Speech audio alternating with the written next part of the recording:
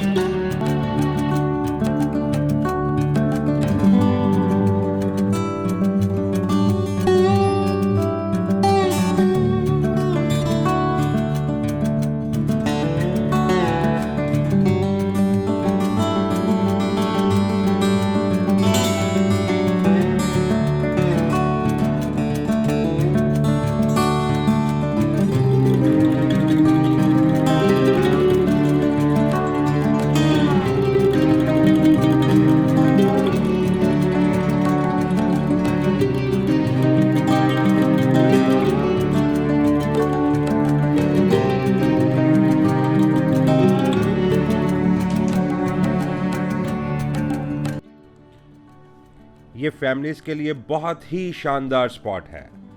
ज़्यादातर लोग इस खूबसूरत जगह को नहीं जानते, जिसे सुरगन गांव या सुरगन नाला कहते हैं, जो कि नूरी टाप के रास्ते में आता है।